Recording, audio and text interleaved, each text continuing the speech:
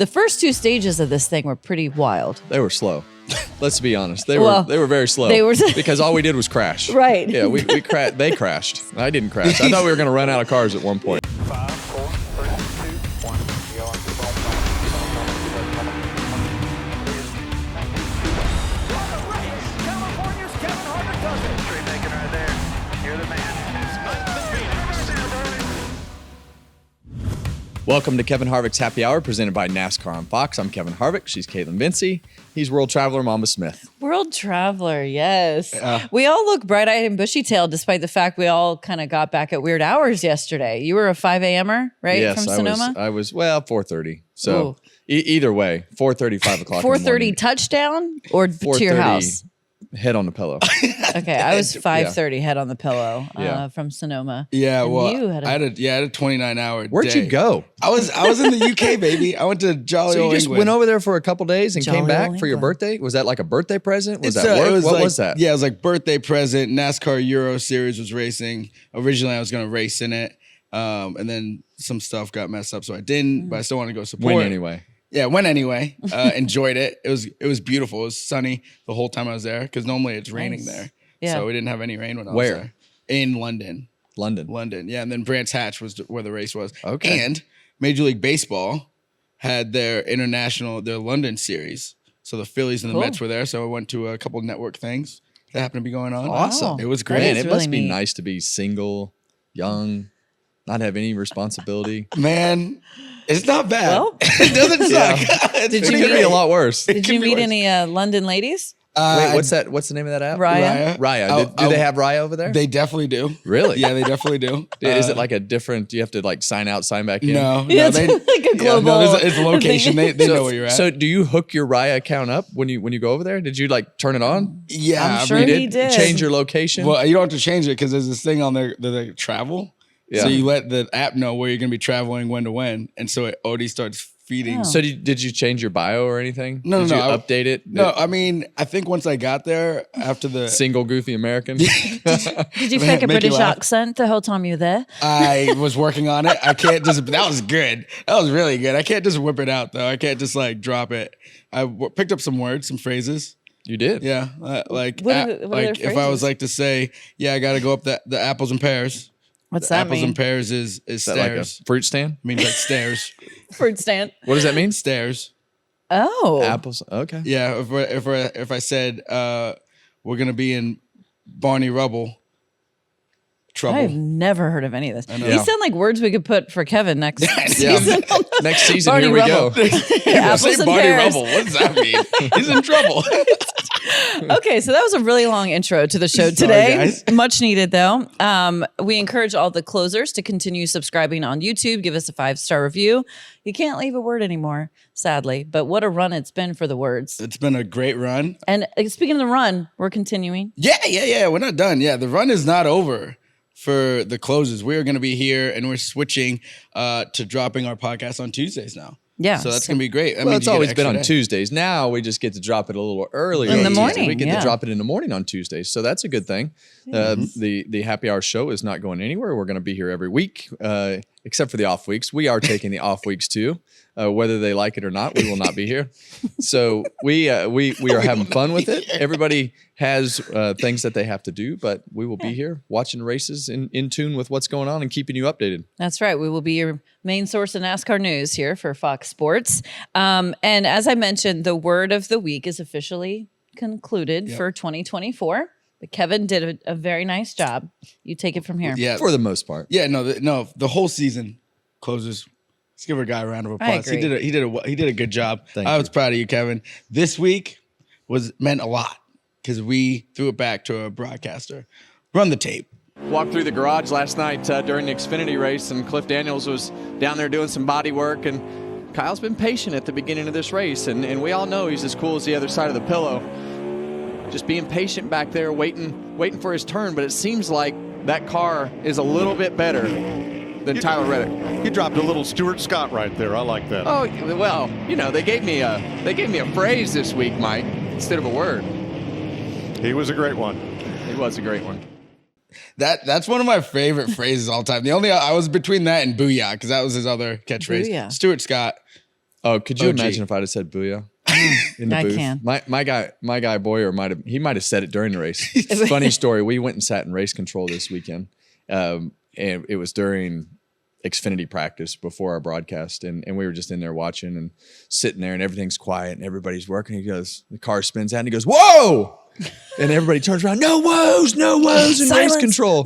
And he's like, damn, I've been here for 30 seconds and I got kicked out of race control. I'm like, yeah, you're too loud for race control, for sure. Yeah, that's like the Secret Service thing. I was just like you gonna can't say you that. can't just like roll in Walk and in be that. like, I mean, Yeah. we could just come up with stupid Bowyer stories every week. That should be a new segment. Stupid Bowyer stories. Stupid Bowyer story of the week. Yeah. Well, that was it this week. Yeah. You He yelled, whoa, in race control, and everybody freaked out. He did give him some credit though. He said, I forget what lap it was. It was like probably second stage. Yeah. Kevin was like, were right. and you were right, Clint. That's For rare. once. Yeah. I was like, Rare W for Bowyer.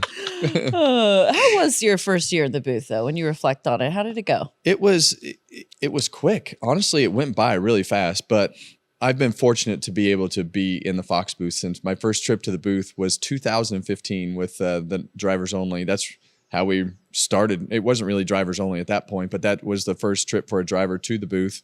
And then we started drivers only, at some point, I don't remember what year, but 2015 was the first time that I ventured into the booth, and having all that background and knowing all the people and being able to have learned the atmosphere and the everything that goes on with the television side of things. I already knew all that, but being on for the Cup races and being on for 4 or 5 hours doing the pre-race, having to deal with all the content and things that you have to understand and be aware of, and not have that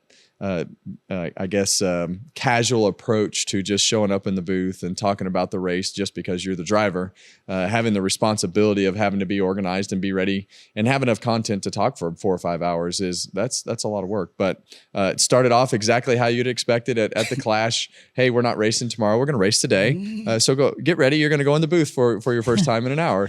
But Mike and Clint, and they were great to be able to help me through all the processes of getting to know them and what was right, what was wrong. Honestly, the hardest thing to do was the lineups. I remember you said that in the beginning. Lineups are the You were hardest like, thing for me to do because there's so many things happening in the pre-race, and it happens so fast. And all of a sudden, everything that you've talked about comes down to the starting lineup. And so Mike got into a pretty good routine of just putting our names next to the row that we were talking about so that we didn't screw that up. And we still screwed it up. But I think everybody likes the fact that we screw things up every once in a while. Yeah, So live TV. I had a great time. I don't really know what I'm going to do on the weekends going forward. I know what I'm going to do. We're going to go race. I'm going to be able to spend time with my kids. And I called home last night. My wife's like, happy retirement finally. Because we rolled right out of the season last year into the booth and everything that we're doing here. So it's been a busy process because the primary focus has been Fox to make sure that the booth and the podcast and all the things that I was responsible for here got off on the right foot and into a rhythm. That's the biggest thing. How's that going to blend into life as you go forward? Because to do it right, it takes time. So nice to not have all the pressure and be able to check that first year off the list. I mean, Did a great job. It was fun watching you do it, and you really leaning into the word of the week was great. I think my favorite ones were the beginning. We fired off strong. We did. With lit. That's when everyone was like, "What is going on here?" Yeah. And then secure the I got that dog in him with Larson was great. The kerfuffle one, though. Kerfuffle was my favorite. So I'm sitting with quick story. I was sitting in the car with my buddy Dan in London, and we were riding around town, and he was telling me a story. Drops kerfuffle in like the story. And I had to stop him. I'm like, no, you don't understand. I've never heard this word used except when I had Kevin use it on the broadcast. It was so great. That was my favorite. Yeah, it was fun. You did good with it. What was your favorite word? Or hullabaloo. Oh, yeah. That one was interesting. I like the fact that I screwed it all up. Mike corrected it. Everybody was kind of caught off guard. It was definitely a unique word. And a mouthful to try to be able to say it correctly, and I said it wrong a couple times, and now I can say it like it's no problem. Yeah, but you really just I think I think that was when I first started this. Eric Shanks told me, he said, look, when you can make fun of yourself for screwing up or something that you did wrong, you know that you're comfortable in what you're doing. So all those things that they didn't really bother me. I just kind of leaned into it and had fun with it and turned it into just part of what we do. And I think the fans enjoyed it. I mean, you guys see it more than I do. Yes. Yeah. I think they just enjoyed you in the booth in general. Great analysis, great insight every week. It was a good effort out of you, the rookie campaign. Well done, my friend. So I want to talk about this race that happened, obviously, in Sonoma. Before we talk about the winner, I just want your overarching thoughts on what we saw, because we knew with the repave going into this that there would be some unknowns. But the first 2 stages of this thing were pretty wild. They were slow. Let's be honest. They were very slow. They were because all we did was crash. Right. Yeah, they crashed. I didn't crash. I thought we were going to run out of cars at one point. Yeah. So this was a rare weekend where we had practice. We went back and had a 50-minute practice session, and I think all the competitors love that. They love when they get the chance to actually work on their craft, work on their cars. This case, you had to work on learning a new surface, what the grip levels were, all the things that come with a newly repaved racetrack. I think the first thing that we learned was A, the track had speed, and B, the old track didn't matter because the grip level was at as high as it's going to be with this surface. And we out-qualified the old track record in 2015 by like 1 second. Yeah, so it was a big difference in speed. I think it was almost 5 seconds faster than last year's pole. But all the spinning of the rear tires off turn 11 and 7, and you still had all the same flow of the racetrack because all the hills and the curbs and everything were the same. But you couldn't just wait around and set your car up to run at lap 10 and drive by everybody. You had to be hammered down right from the beginning, and every lap was a qualifying lap. So we did see a little bit of fall off, in the tires as the tires would run, but they crashed everything in sight to start this race. They ran over each other. They ran into the dirt, and Austin Cindric about flipped over, then crashed again. That was wild. In turn 11. We had Martin Truex. I thought he was done right off the bat. Mm-hmm.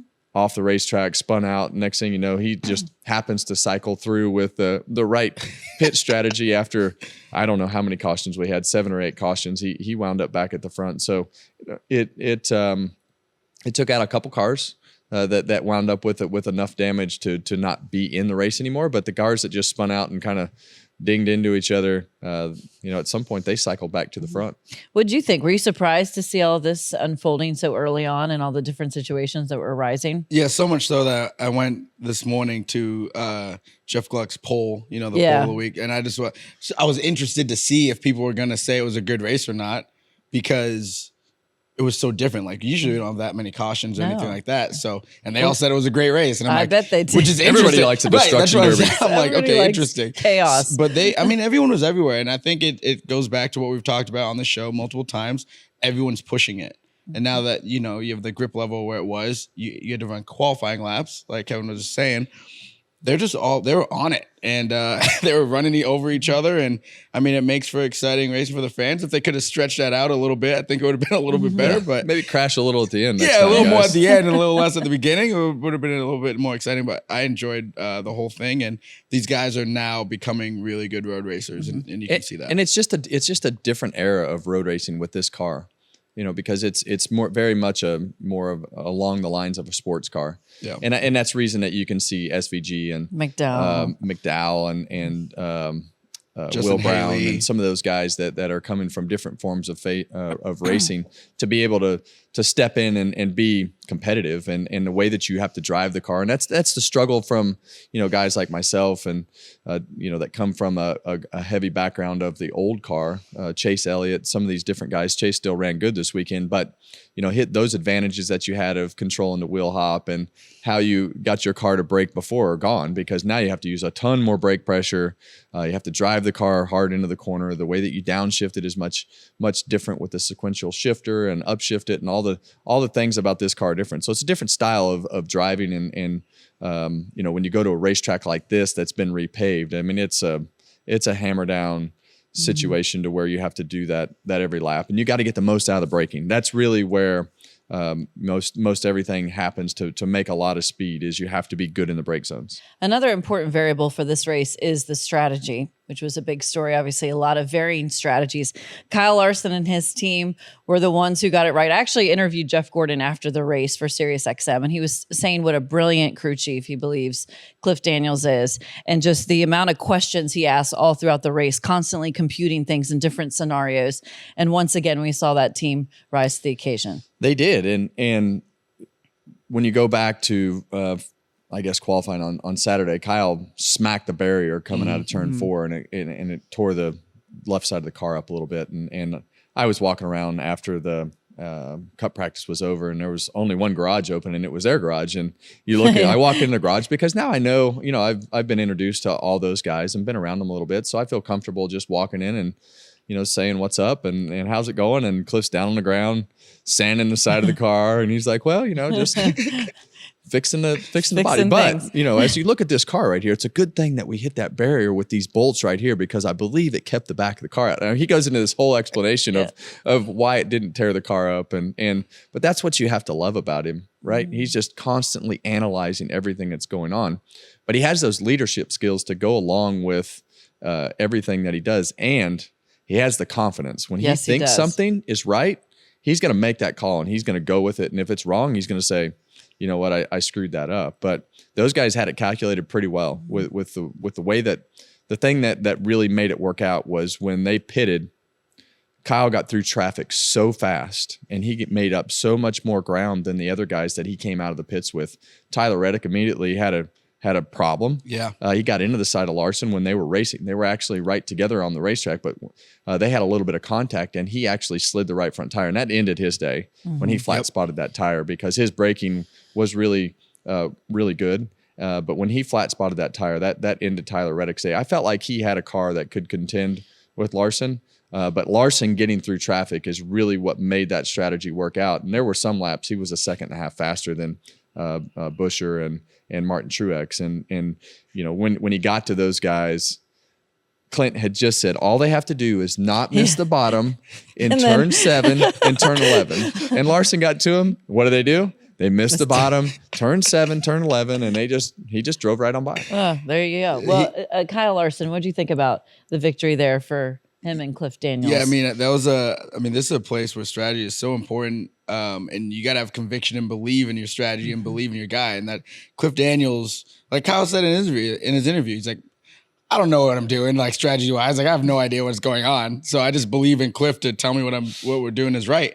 And Cliff we were on a kickball team together for about 7 years. A kickball team here in Charlotte. Hold on. Yeah. You were on a kickball team for 7 years. Yes. You played this is like a league? In a league, yeah, in Charlotte. In a league. I got to find more hobbies. We were like 6-time city champs. I mean, your boy was like MVP of the league like 3 times, obviously. But is this the one with a skip? There's like a whole bunch of you on this league. What do you guys actually have this? Who works? Who actually works? This was Hendrick for Cliff as a crew chief. Was he a crew chief yet? No, this is pre-crew chief and into crew chiefing. So it's a little bit of both. But he was just as like that on the radio with Kyle Larson as he was with that kickball team. Oh, I believe it. Like he's intense. Yeah, he is intense. And he hated me because of how I was on the field, because I'm just goofing off. Yeah. Because I know I'm going to make plays, I got to write that down. Yeah. Yeah, make sure you write that down. I got to write this down. Ask him about the balls I and have dolls. to interview Cliff today, and the fact that he played on the same kickball team as you, I don't know. I'm starting to think a little bit less of him. They needed me. I was a missing piece. But regardless, Cliff Daniels, one of the best crew chiefs in the game right now. Was he one of the best kickball captains? Was he a good kicker, or he was just a good captain? Good. This is what he would do. He would bunt and then make a home run, because he'd make everyone throw. He's pretty athletic. He's pretty fast. Yeah, he's running a lot. He's still in really good shape. Yeah. So after 2 throws, the ball would be behind him, and we're like, Cliff, what are you doing? And he's like, screw them guys. Like he's like. But that's just a testament to his personality. It doesn't matter if it's cup crew chiefing or a kickball tournament for fun. It's competitive, all in, as competitive. One thing about the strategies I did think is interesting: the pit stops. I think the pit stops at Sonoma are different. The way that the rear tire changer waits on the gas, because it's more about gas for the first little bit than it is about speed, and we haven't seen that all year. So I saw that with the 48. I think it was stage 2, the end of stage 2, and the rear tire changer just stops.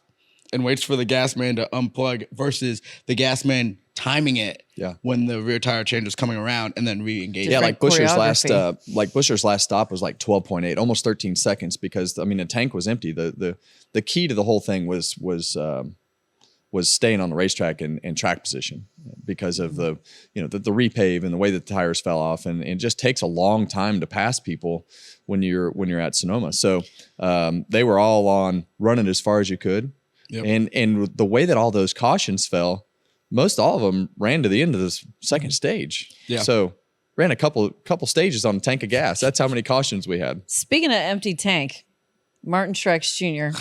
You just kind of led me there, so I'm going to go there. What a segue. What an accident. But go ahead. That was great. Yeah. I'm just trying to weave this story together. So Martin Truex Jr., you referenced it, early issues for him. We thought he was probably out of the conversation for a win. Then next thing you know, here he is up in the top 5. Runs out of gas though. Oh my gosh. Very crawl into the finish, but he made it. We were in the booth and they were down on pit road doing all the reports after the race. And so we're standing there waiting to do our closing segment. And all of a sudden I hear the crowd start cheering. I'm like, oh man, I thought the race was over. And I look up and Truex is coming out of the kink. He's out of gas and he's got the starter on and that thing is just barely moving. It was turtle slow. And finally they bring the tow truck out there and the AMR safety chase truck. And he is, they're just sitting behind him because they can't touch the car. You have to finish the race on your own for it to be official on the last lap. So the crowd and the track PA announcer they're calling this like it's this huge event. Yeah, of Martin getting to the start finish line for 27th. But it stinks for Martin. I think it's it's one of those scenarios where he had a good car in contention to win. They've had a few of those situations to where they've run out of gas or had something go wrong with the strategy or the car or something as they get to the end of the race. But it always seems like it unwinds for him, comes unwound for him at the end of these races and don't get to victory lane. So add on top of that, all the is he coming back? Retirement is he not coming back? And I just think at this point, right? Like it's instead of year after year, at some point, Joe Gibbs Racing has to say, okay, we got to move on. We got to do something different. There's the chaos of the constant questions, and it's hard to build a team. We're not winning races. We're running good, but we're not winning the amount of races for all the hassle and everything that goes with everything that comes with the scenario that they're in. When you made the decision to retire, was it pretty black and white for you? Like you just knew? Well, I think for me, I didn't want it to be this way, right? Yeah. I didn't want it to be just constant. Now, what are we going on, year 3? Yeah. This has got to be the 3rd year. But I didn't want the constant chaos because the scenario that I see with Martin Truex is not fair to his team. It's not fair to his team guys. It's not fair to his team to just continuously go through these scenarios of whether you're staying or whether you're going, because you can't build anything. You can't build to get better. You can't build to do things that it takes to win a championship. And I think those cars are good enough to win a championship. But this is this is a sport of just being committed at the highest level every day. And it's not that Martin isn't committed to doing the things that he's doing, but the uncertainty just doesn't allow you to go through the processes of building on a daily basis because you don't know what's next year. And eventually it's bad for the team. And I think we're at a point where it's bad for the team. You're hearing a lot of rumors about Chase Briscoe going in that 19 car with everything happening at Stewart-Haas Racing. And maybe they're at a point where, they feel like it's time for them to move on and just start rebuilding the 19 team to be what the 20 team is, to be with the 11, the 54. They have secure situations that are going to be there for years to come. Based on what we're hearing, probably an announcement will be coming soon as far as Martin Truex Jr. goes. But he's had a great career in the Cup Series. If he does, in fact, decide to retire, 34 wins, former champion. He has definitely made his mark in NASCAR. 2-time Xfinity champ. I mean, that's a Hall of Fame resume. Exactly. You know what I mean?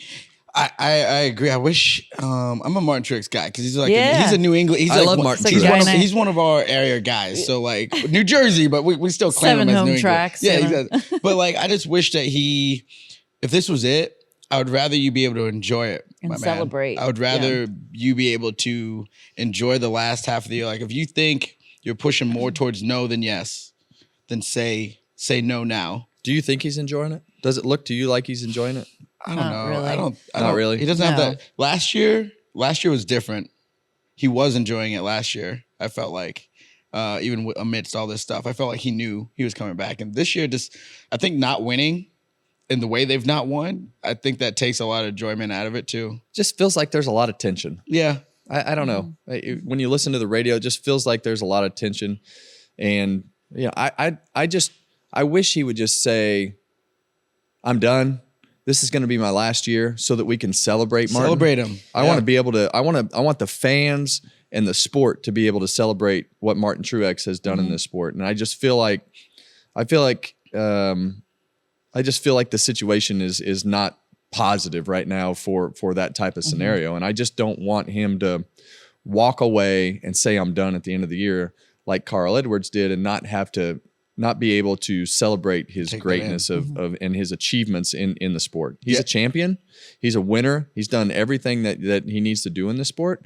And I don't think anybody will be, sad or happy. I mean, it's Martin's decision, but I just hate the fact that he might just walk away and be done. And I hope that doesn't happen. Yeah, for sure. We'll have to continue following that story and Martin Truex Jr.'s future in terms of his Cup Series racing. So he has had some frustrations. So too has Kyle Busch. Oh man, My guy. yeah. They are continuing.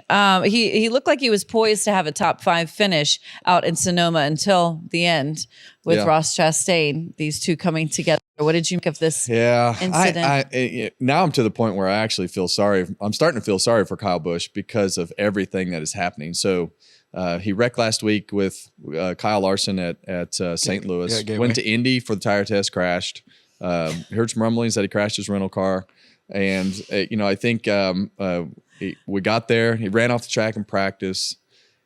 Then he ran off the track at the beginning of the race, and then gathers it all up. It's like, oh, driving along, I'm going to have a good day. Finally going to get over this mess. Wham! The one. Ross Chastain wipes him out, overshoots turn 4, wipes him out, and spins him out. He still finished the race, but he was in contention to have another top 5 and kind of stopped the bleeding. But man, that wound's still open. I spoke with Ross Chastain after the race, obviously for SiriusXM, and he said, I don't want people saying I'm the only one that's being aggressive. He said, everyone was being aggressive out here today. It was wild. Do you agree with that or not? Agree with the move? He's right that everyone is being aggressive. They've all been aggressive all year. But the thing is like my man got wiped out going over the rumble strip. Like we were well off kind of the track here. Like obviously he overshot the corner. It was obvious. Yeah, it right? started at the beginning of turn 4. It started way back here. And I don't know.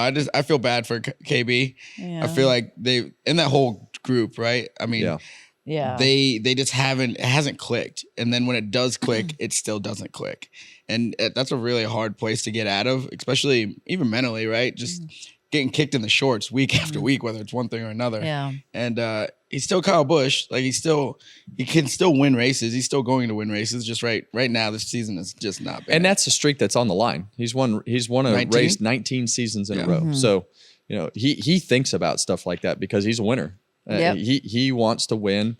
He's so competitive that we see all these mistakes and spin outs and different things happen because he's pushing extra hard. He is getting everything that he can out of that car. And it's in practice, it's in qualifying, it's racing, and that's just how he's built. And it's caught up with him a little bit because of the fact that he's had so many problems. But this one was not of his making. No, Right. this was not of his making. And I think there's definitely a correlation between 50 minutes of practice and him running better. Because we've talked about before, His Good practice. Yep. practice makes him way better. Yes. I joked with his crew chief, Randall Burnett, if he was a part-time therapist, full-time crew chief yet, because of this whole nonsense. One thing I want to hit on very quickly is there was an early exit for Denny Hamlin, engine issues right out of the gate. Second week in a row, we've seen something like this. Christopher Bell, obviously last weekend. Concern there with what's going on. I think there has to be some level of concern when you have that happen 2 weeks in a row with Denny Hamlin's comments after the race about the high RPMs that we had at Sonoma. High RPMs that they had at St. Louis. We've got Watkins Glen. We've got the Roval. We've got Chicago. We've got racetracks that are going to have some high RPMs that they still have to race at. So I think you have to have some sort of concern for what's happening with those two engines. And if it wasn't 2 weeks in a row, maybe not. But definitely, I would put that in the question mark category as to whether it's a good situation or not. You definitely got to figure out if it's driver related or not, right? Because it's obviously that team. Are they missing a shift? Is there something that they're doing with their feet in their gear throughout the gears that is making that happen? Because we shift at a lot of places, so that definitely matters. And again, it's everyone else is under the same thing; they got the same rules. So, well, one interesting thing too, a lot of these guys have been trying to play catch up with the no lift shift thing, like the Fords had, and I think Toyota is down that road. Whether they were utilizing that or not, is questionable. But when you get into that rev limiter and you start to get those high RPMs and start to touch the rev limiter, whether you're using that strategy or not, even if you're hitting that rev limiter, makes the valve train do some funny things, and that's when the valve springs start to be unhappy. I like it though, because I like people being challenged. Yeah, this is the top form of motorsports in America. It should be really hard, so there should be a human error in there. So yeah, I like that. Speaking of human errors, one compelling video footage was from a big Calamity Corner, as Mike Joy called it. This was sort of a chain of events. You guys broke it down really well in the broadcast. Bubba Wallace goes off the racetrack, and everyone else kind of goes right. Josh Berry, you said you felt was blocking Eric Jones and them. It created a huge pileup. Right? What did you see here? Yeah, it's a parking lot. They all went into turn 10. The restarts were wild, and it's like you were talking about Ross Chastain. Ross, don't do anything different. Everybody was racing the exact same way. Mistakes happened all throughout the day. We had so many cautions, you can't count all the mistakes.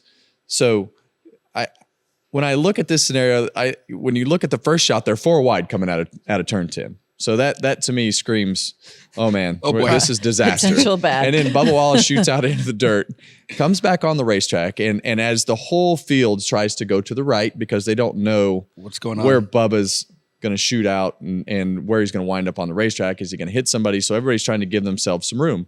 So you go back in the frame a little bit, and Josh Berry kind of goes to the right. And then I think he realizes that the 43 car is there, goes to block, and 43 was there, clips the back bumper, and it shoots Josh into the new barrier. They put a new barrier all the way down into turn 11 with a wall, and a jagged wall. Yeah, and then they put the wall around the corner in turn 11 instead of that tire stack that they've had in the past. So it shoots Josh Berry into the fence, and it is basically like a torpedo. And he is riding the wall. Still hasn't slowed brakes down. Are locked up, and that thing is Torpedo. headed right towards turn 11 like a dart with no feathers. Nuts. And it looked pretty spectacular. It was not a strike, but it was darn close to a strike, wasn't it? Because it looked like a bowling ball headed down the gutter that popped out of the gutter. Dart with no feathers. That's what it like looked like. Randy LaJoy. That's a Randy LaJoy for sure. You've thrown a gutter ball and had it be And then- so and bad it that come it pop back out. out. That's what it looked like. It rode the wall, and then he hit a pile It's of a good analogy. 7 or 8 cars. I think the wall being there probably was better, to be honest. I don't know. I don't know, because if it's not there and he locks it up, he probably is able to drive it maybe. But like if it locks up like that and you just shoot through the middle, like that's gonna hurt a lot more, I feel like, than what happened. But he still hasn't slowed down yet. No. Like The only thing that slowed him down were all that pile of cars. yeah, that was it. It was the worst situation because are you still in the gas there, or are you just transitioning to brake? Oh, I would say he was still in the gas. But Right. when he hit the fence, and when it hits the fence like that, it's dirty down there. Yep. And then the brakes just lock up, and it's like you're on ice. Yep. You can't. There's no slowing the car down, and he just shot through there, and Christopher Bell and Martin Truex was right in the middle of that one. Christopher Bell was lucky that he didn't have more damage than he did, but it definitely hit some of those cars pretty hard. Ruined William Byron's day. Yeah. Yeah, he That had a was rough it. day. Yeah. There were a few of those guys that had bad days like that. I mean, Joey all this talk, and we haven't mentioned Joey Logano. He qualified on the pole. Well, they came in, kind of got on their own strategy, and he didn't make it one lap. He was torn up when they all wrecked off of 8A, coming off the top of the hill down through the S's, and wound up getting the right rear torn up on his car, and wound up in the middle of the pack for the rest of the day. He still wound up with an okay finish, but they had speed in qualifying. Tyler Reddick ran him down, passed him, didn't quite have the car, but I still think he could have run easily in the top 10, and had a good day. But we saw a lot of those guys. We saw it the day before in the Xfinity race. Ty Gibbs, dominant car. Yep. Came into pit, had a bad pit Bad stop. Yep. They made it to 3A that time, and they crashed 14 cars, I think. So he was definitely in contention to win the race, but one bad pit stop in the middle of the mess, and everybody knowing that they have to get everything that they can on those restarts creates havoc, and we saw it all weekend. Some drivers very happy to put Sonoma in the rearview mirror. The next challenge on the docket for the series is Iowa Speedway. We're looking forward to heading out there. Des Moines, I haven't been there in quite some time. I love this place. I do really like this city and that racetrack as well. Yeah. Is it time though for you to launch your panic button? Are we doing it now? Yeah. Is that what you want to do? Now's the time. Closers, we are bringing a new little segment, a little wrinkle to the show. Little wrinkle. The panic button, because we're on week, is this 14? I run out of, they all run together. It's 14 or 15. Either way. We're on 16. Okay, we're on 16. There's 10 left. So either way, 10 left to the playoffs. There are some drivers that are going to be panicking, and teams that need to make massive swings for the rest of the regular season to give themselves a chance at the playoffs. Kevin, Kaitlyn, who are the drivers or teams that need to start hitting the panic button? Well, the panic button for me is Kyle Busch.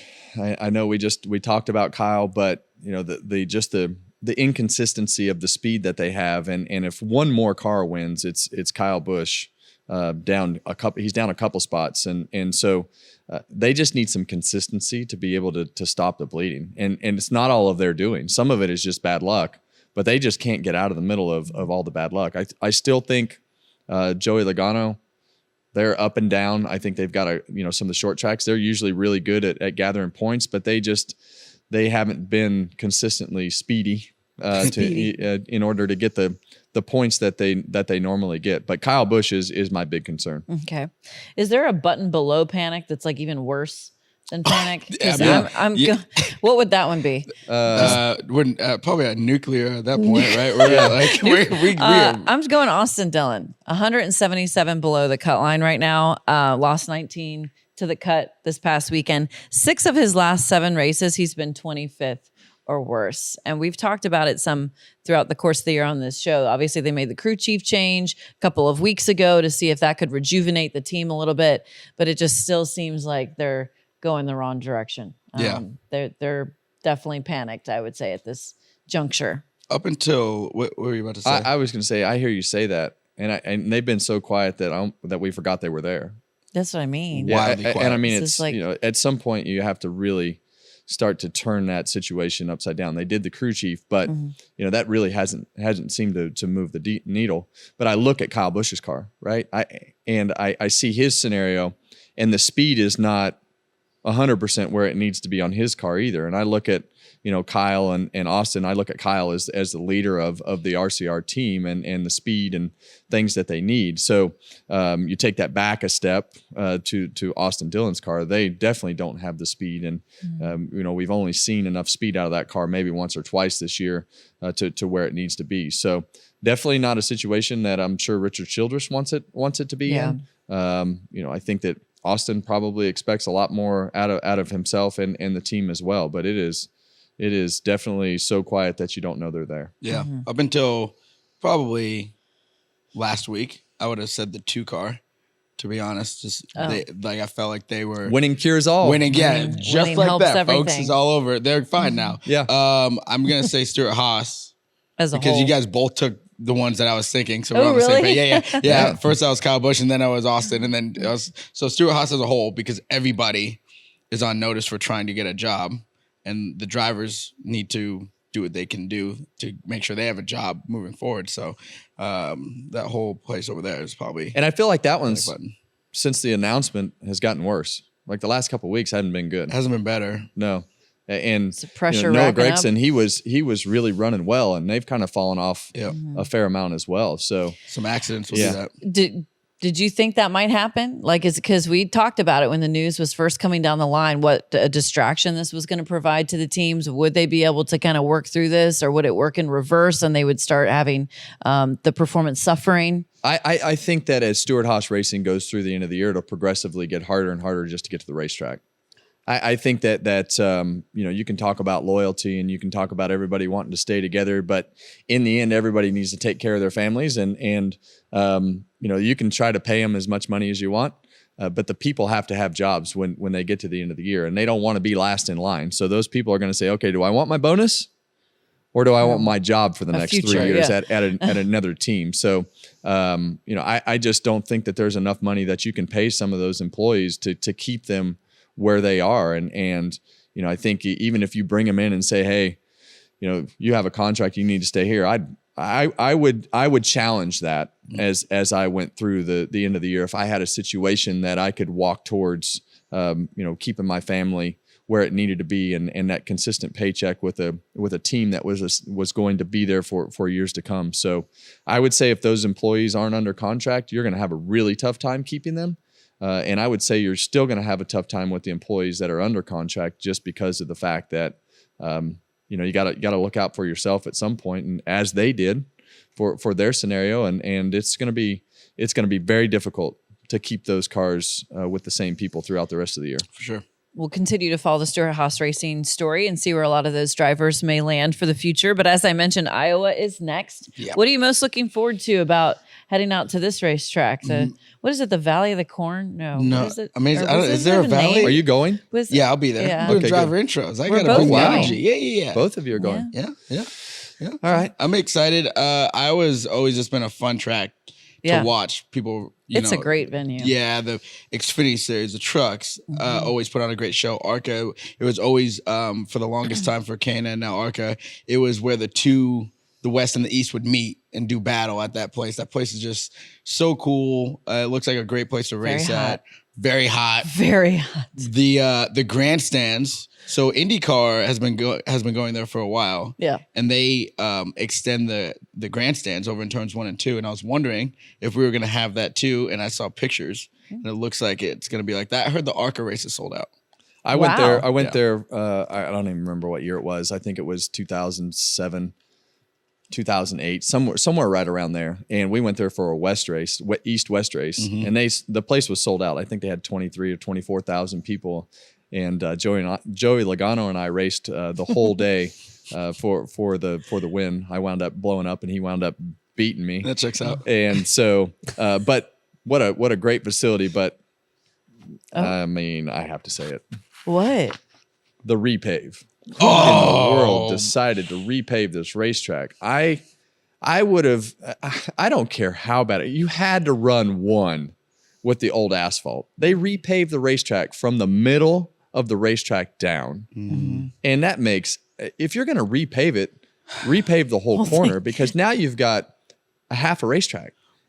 Is it repaved for us, or was it repaved because IndyCar needed the repave? It doesn't. I don't know. You know what I mean? Because we haven't been going there. Yes. Yeah. So I know that IndyCar had been there, but this might be one of the biggest F-ups in the whole year. Did you see him put the card up? I didn't know what it was. I didn't either. I didn't want to say it, but I have to say it, because it is one of the biggest mess ups that we could possibly have this year. And when I saw those pictures from the tire test of the racetrack Partial being asphalt. repaved, every driver in that field was looking forward to being able to run anywhere on the racetrack. And now you have half the racetrack. So I'm not sure who made that decision to repave that racetrack like that. And I'm sure there was a scenario that says, oh, the asphalt was sliding or this or that. I had to put some big ass patches in there somewhere that and at least got through one race with the way that the asphalt was. So I don't think anyone knew that. I don't think.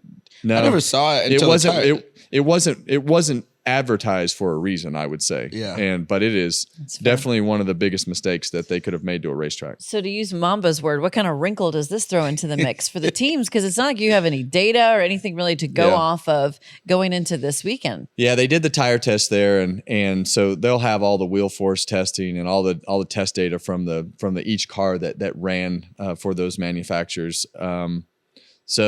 I think it's just a matter of hopefully there's something that comes out of this that is not just a typical repave race, because Iowa Speedway is one of the coolest racetracks that you could possibly have. So hopefully that progresses into at least 2 lanes. Yeah. Because you're not using the third lane. The third lane is impossible, not even close to being able to be utilized because of the old asphalt. Right. So now you take all that progressive banking and everything that made Iowa great, and you take it right out of the picture. So we're not going to do our picks just yet, but we are going to talk about who most needs a win at Iowa, different from who you're actually selecting for your race win. Who do you think most really needs a win? I mean, I guess it's similar to panic. No, but not I think it's necessarily. different. I think it's different, to be honest, because you can need a win for different reasons. You know who needs a win? Two guys that really need a win is William Byron and Ryan Blaney. Not because they're running bad, not because they're, in a bad situation in the playoffs. It's momentum. Yeah. It's getting the momentum really headed in the right direction. And I think that they've both been fast all year. Obviously, Williams got a couple wins, but they need to get back into the winning ways so you can set yourself up for a playoff run deep in the championship. When I look at the new asphalt and I look at the size of the racetrack, it screams Joey Logano to me. Every time something new happens, it's Joey. Every time That's something true, new happens. yeah. I mean, he got torn up this weekend, and we never really got to see exactly. I mean, I don't think he was a winning car, but I think he was capable of running better than I thought he was going to run.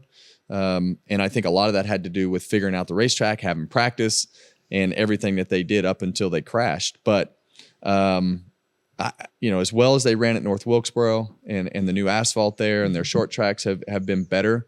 I look for, I think Joey Logano needs to capitalize on everything that happens at Iowa this weekend. Yeah. Joey Logano is one who is known to get it done in unique first-time situations. So that could be a good prediction there. Okay. Time. Yeah. It's weird. Time now for everyone's favorite part of the show. It is Mamba's Social Sips. What do you got today, my friend? Welcome to yours and even Kevin's favorite part of the show, Mamba's Social Sips. Did he ever say that? Did debatable. Kevin ever say that? I don't think he's never not said it though. He's So never not as long said as he it. doesn't It's not true. say it, it's fine. Okay, so have you guys ever done? I think Kevin, I think you did last year. Maybe have you ever done drivers start your engines? Piper and I did it at Bristol. Right. Yes. You guys did that yeah. together, which was super cool. Yeah. So this I week certainly haven't. for the Xfinity, No one's ever asked me, but hey, if you want to, I'd be down. Get KV up on that. This week, one of the top WNBA players in the league, Kelsey Plum, did it for the Xfinity series, and she brought energy, and it was fantastic, and I loved every bit of it. Drivers, start your engine! A lot of times, people do it, and I don't know if they get nervous or whatever, but it's just like drivers start your Lackluster. engines. Have you ever done it? Actually, it's funny you ask.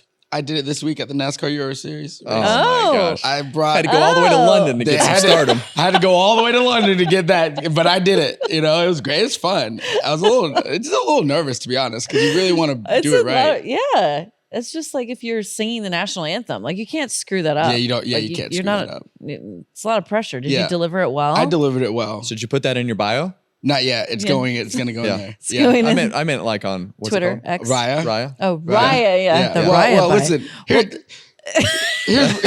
Here's why I bring this up. There's obviously something I'm There's missing an about this ulterior bio. motive. So, I want to send an invitation to Kelsey to do driver intros with me one week because her energy was so great. I felt like we could I love really crush that this. together. Yeah.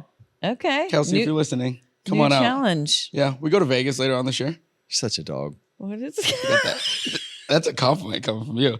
Okay, moving right along. Parker Retzloff and Ryan Sieg in the Xfinity race. So I didn't know that Parker had that dog in him. Here we Yeah. go. 2 dog mentions in 30 seconds. Listen, him and Ryan were just jawing, going at it. I guess they got into it late in the race, coming down through the S's or something. And there was a lot of F-bombs, a lot of let's goes. Like they were about to We'll come to have that. blows. Did you guys see that? Yeah. I saw the video. Yeah. I was shocked. At which part? Honestly, the Parker part, because He seems a little quiet and like reserved. and skinny and not like. Skinny. How dare you be skinny? Well, he's just like doesn't see. Ryan Sieg's a grown man. He's like Yeah. Parker's a little kid. more scrappy, Ryan, you're Yeah. saying? Yeah. Now going to two guys that aren't skinny and are used to going to blows. SVG, Austin Hill. This Yeah, was Kev. the Two most big epic boys. part of the weekend, in my opinion. So SVG drove into turn 1, kind of booted Austin Hill out of the way. Doored him, yeah. And we've seen these guys have contact before at Coda. And they drove in. Austin Hill slipped back to 5th. SVG goes on to win the race. And what happens? So SVG's patented burnouts now, just like drifting the whole Yeah. track. But he does it in front of everybody, like right in the middle of all the other drivers, which is arguably really disrespectful. It's petty, and I love it. When I interviewed him, I asked him about this. I said, like, are you just going to do this every time? He said, this is what I do back home. Like, this is all I know. I guess this is the way like they do it. Don't change it. Don't change it, Keep SVG. going. No. But what happened is, because our guys have never seen this. Like, Right. they've never had someone do donuts like right in front of them. Not usually, right? And so what happens is Justin Sheldon, photographer out at Sonoma, got a beautiful photo of them coming. I guess it was down some stretch, and Austin Hill throws out the middle finger out the window.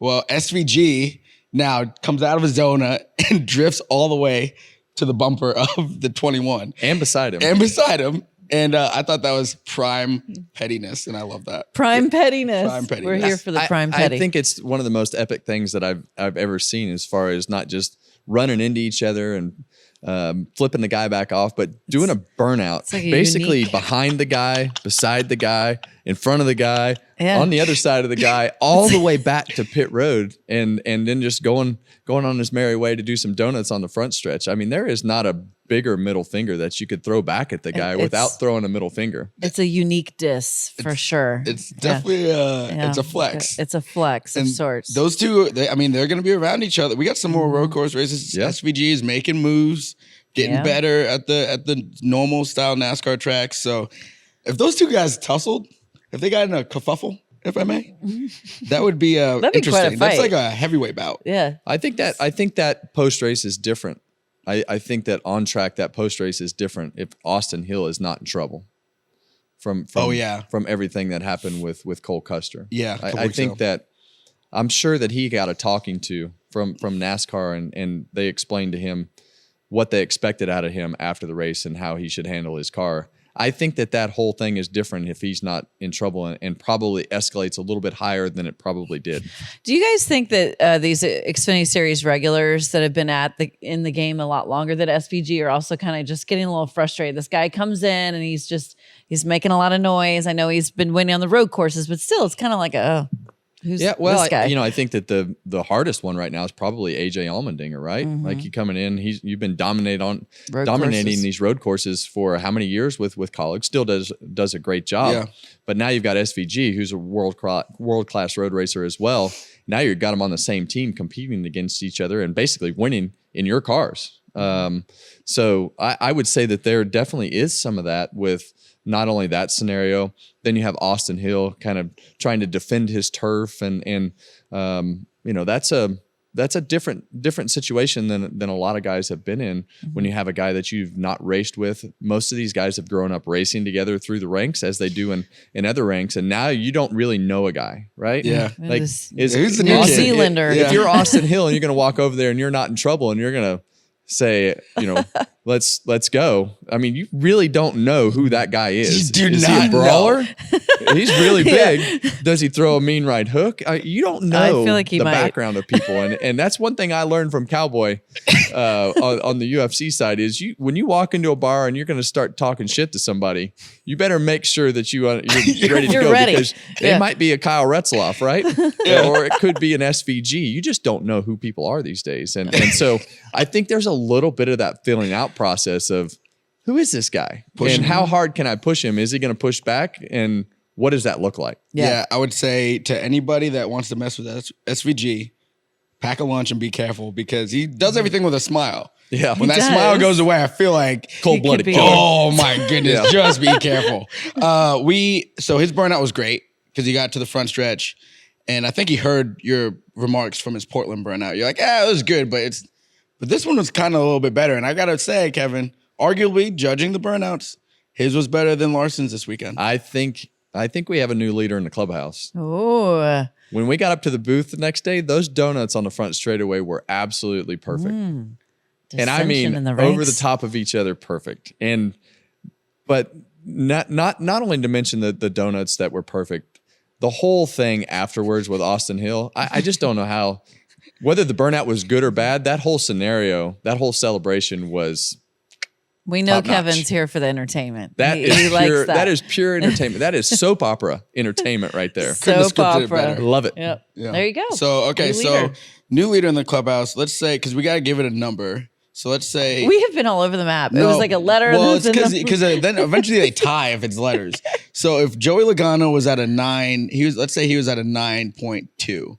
I'm writing this down. Okay, Right. Logano was at a 9.2 9.2. for You said Logano. Cindric was just below it. The whole celebration. Yeah, the We're whole talking thing. the whole, Yeah, the let's whole talk deal. about- yeah. I'd say this is an 11. Whoa. 11. All right. I mean, Off how do the you chart. taunt somebody like that and not and celebrate at the same time, right? And the guy's flipping you off, and you're just out there just smoking him on both There you go. sides. Yeah, We've got an 11. Yeah, It's going to take a lot to get to that It's- level. it is. I don't know. I don't That- know how you can top that one. You have a good point though, because when you talk about cinema, it's about setting up the stage, and like you need a villain to make the victory a little bit sweeter. Yeah. And Austin was the villain in that. So you got his hand hanging out the window, Austin's hand hanging out the window, and you know at the game when you get those big foam number 1 fingers, that was what was hanging off the top of SVG's car as he was doing burnouts. It was just a big middle finger hanging out without even having to send it. so great. Yeah. I love that. All right. So now the bar is high for anyone else who wins this year to try and top SVG's 11. Okay. Time now for our last call here on this edition of Happy Hour, who we believe can be victorious out there at Iowa Speedway this weekend. And last week you didn't make a pick, but actually a caveat to that, you kind of picked SVG and you were right in a way. Yeah. Hey, Yeah, good kinda- job. Proud of in you. a way. I can't believe I we think get we're him back. credit We for were I that. think we're talking back. about SVG. I think we're back in the wheelhouse of the Gibbs cars, and I think Denny Hamlin gets back on track. We would. Clint was arguing with me in the booth over the Gibbs car or the 11 car in general, just that he was off track. They needed to get the wheels back on track. So I pulled the sheet out and I'm like, yep, 3rd, 5th, 2nd. Yeah, he's terrible. 4 or 5 top 5s in a row. And I think with the engine failure and the type of racetrack that we're going to, I think it's Denny Hamlin this week. Love that. All right. Do you think this place is going to race similar to Nashville Super Speedway? I'm not sure. I think it's just the asphalt is so weird. Yeah. But the whole corner is new asphalt. Okay. So I'm not sure how that races, but I Yeah. think it's got to be a little bit different because it's not concrete. Yeah. Okay. So my picks, I've been tracking this, and I'm going to go back and track it all. I don't think anyone I've picked has finished inside the top 10 this year. Oh. Like they've all. I'm pretty sure they've okay. all ranked. So you're a detriment to I'm the a results. detriment to anybody. So I'm gonna start by apologizing. Okay. I'm gonna go with Bubba Wallace. Okay. Going with a Toyota. This place, I feel like he's one of the guys that's probably raced here more recently. Not that it really matters that much, but he does have a little bit of notes and to look back on. I think you're in the right camp. I knew you were gonna. Honestly, I was just gonna pick Denny until you took it because Yeah. I'm like I've been sucking so bad at this. We'll let you go first next week. Yeah, okay, that's good. All right. I'm also going with someone who has a little notes to go off of. I'm going with Ricky Stenhouse Jr. He's won at Iowa 3 times in the Xfinity Series. So I know we can't really compare, but hey, Yeah. he'll have some positive mojo going back to a place he's won at before. So That matters. I like it. And he needs a win. Yeah. He needs a win. Stepping outside of that box. He's 100. Can you imagine if Ricky Stenhouse wins? Hell yeah, I I'll can't be the wait to go to the smartest party. person here. Yeah. But can you imagine once. if somebody outside of those top 17 or Listen, 18 hey, guys we don't know. wins a race? I'm- I think you're right, though. I think it opens the door for somebody to have and hit the setup and have a good weekend because of the new asphalt and everything being fairly even. So, I mean, there's a good opportunity for somebody to nail it. I know we're closing it down, but I just want to make the point of this is why I love this point system, because it offers up opportunity to turn your entire season around if you can do what we want to do every week, which is win. Yeah. You win and you get an opportunity at changing the trajectory of your entire season and career. Yeah. And, you got a guy that's missed a race and leading the points. It's perfect. Speaking of that driver, you got his crew chief for your interview this week. Yes. And I was very fortunate to get to drive Kyle Larson's car at North Wilkesboro, and not really for anything on the racetrack. The best thing that came out of that weekend was getting to know Cliff Daniels and his team. And I can't wait to dig a little bit deeper on who he is, where he came from, why he is who he is. And so coming off of a win, that'll be fun as Yeah. well. And I can't wait to dive in and just talk to Cliff a little bit further than what we normally get to do, and talk about things that are just not X's and O's, not Kickball. win or lose, right? We're going to talk about some kickball and how how he had to make up for the deficit of Mamba's lack of kickball skills. Saying, I was the glue to that team. And There you go. You told me he was the glue. He was the captain. No, he's the captain, but I was the athlete. You were the entertainment. Yeah, that too. Yeah, that too. You brought the steel-toed shoes. Kick that thing real far. Well, stay tuned for the answers on that because Yes, it'll be we know fun. Kevin will get to the bottom of it. Thanks so much for joining us on this edition of Kevin Harvick's Happy Hour. We'll see you after Iowa.